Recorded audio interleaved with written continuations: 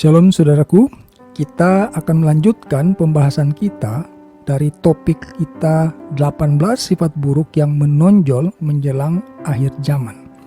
Jadi firman Tuhan sudah menyampaikan kepada kita sekalian bahwa akan ada 18 sifat buruk yang menjelang akhir zaman itu akan semakin menonjol.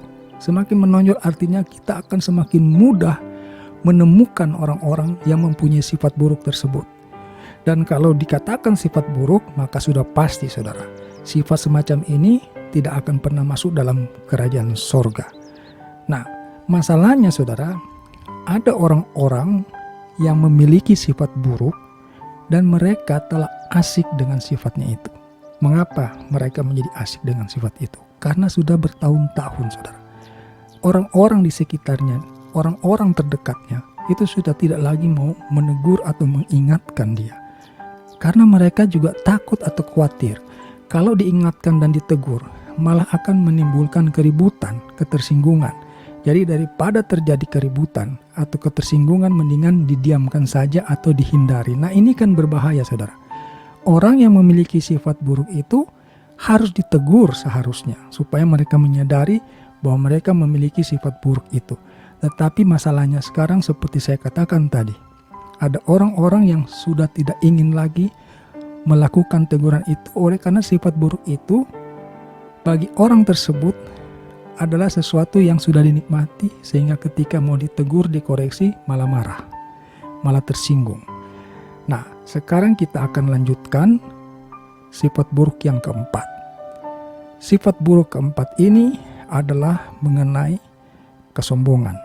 Ya saudara, kalau di 3 video sebelumnya kita sudah membahas 3 sifat.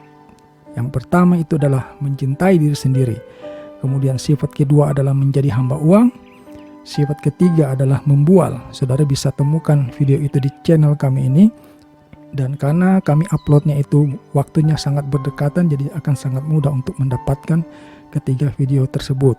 Nah, sekarang mengenai kesombongan, di dalam Alkitab saya pelajari ada penggunaan beberapa kata ya, selain sombong digunakan juga kata angkuh, congkak ya kan. Nah, kalau saya pelajari melalui King James Version, di sana King James Version itu menggunakan kata membanggakan diri.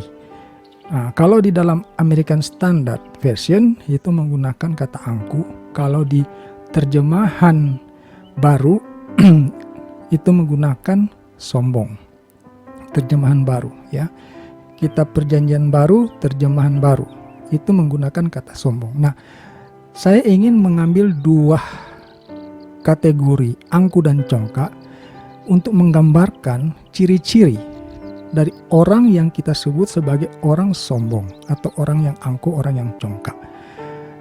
Angkuh itu kalau saya pelajari di dalam Kamus Besar Bahasa Indonesia itu menerangkan bahwa seseorang yang suka memandang rendah orang lain.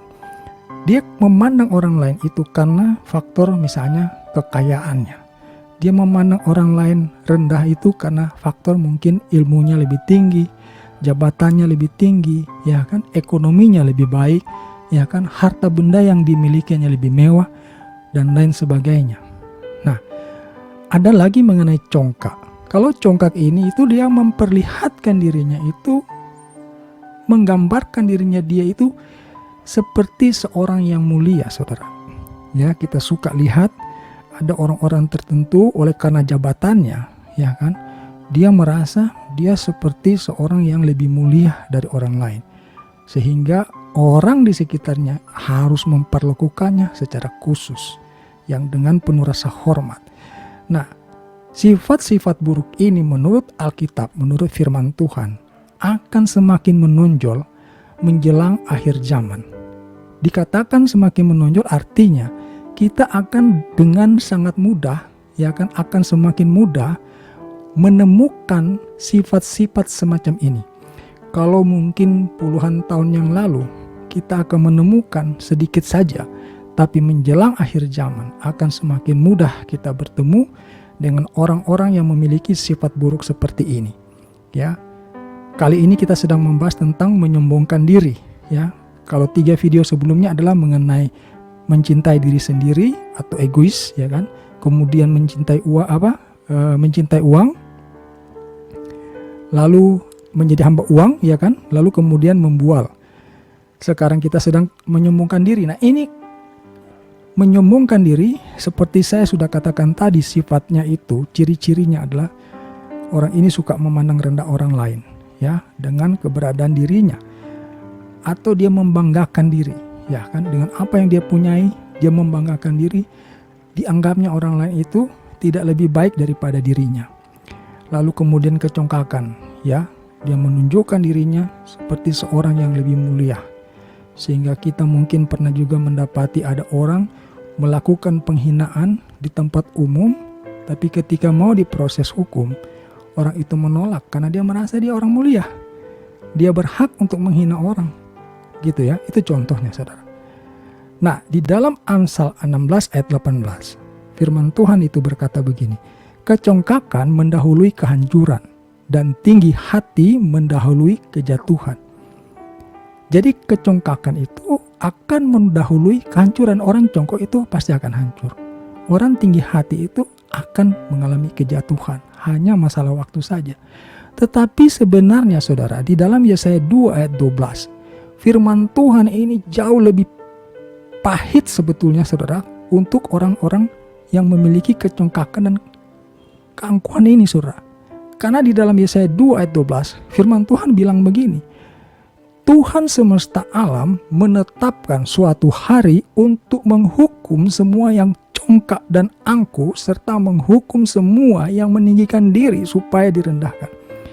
Bayangkan saudara, di sini firman Tuhan menerangkan bahwa Tuhan semesta alam itu akan menetapkan suatu hari khusus, ya, suatu hari tertentu hanya untuk menghukum satu sifat ini saudara, yaitu orang-orang yang memiliki kecongkakan dan keangkuhan, serta orang-orang yang meninggikan diri atau yang membanggakan diri. Luar biasa saudara, ya. Jadi begitu ngerinya, karena Tuhan memperlakukan secara khusus menghukum orang-orang ini dengan menyediakan satu hari tertentu saudara. Nah, oleh karena itu kita sekarang sudah mengetahui tentang ciri-ciri daripada angkuh dan congkak itu. Mari selidiki di dalam diri kita. Apakah hal-hal seperti itu ada di dalam diri kita? Jikalau kita menemukan bahwa diri kita itu suka memamerkan apa yang kita punyai kepada orang lain, kita suka merasa lebih hebat daripada orang lain, ya, orang lain dianggap tidak penting, saya lebih penting, ya kan? Orang lain dianggap tidak berguna, saya yang lebih berjasa, saya yang lebih berguna, ya kan? Atau merasa bahwa orang lain harus menghormati saya secara berlebihan, ya kan, karena dia merasa dirinya mulia.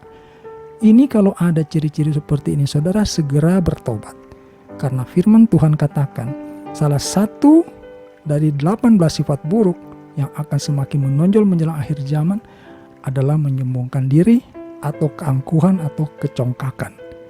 Dan kalau sudah dikatakan seperti ini bahwa sifat-sifat ini adalah sifat buruk, maka saya pastikan orang yang memiliki sifat seperti ini tidak akan pernah diterima untuk tinggal di dalam kerajaan sorga.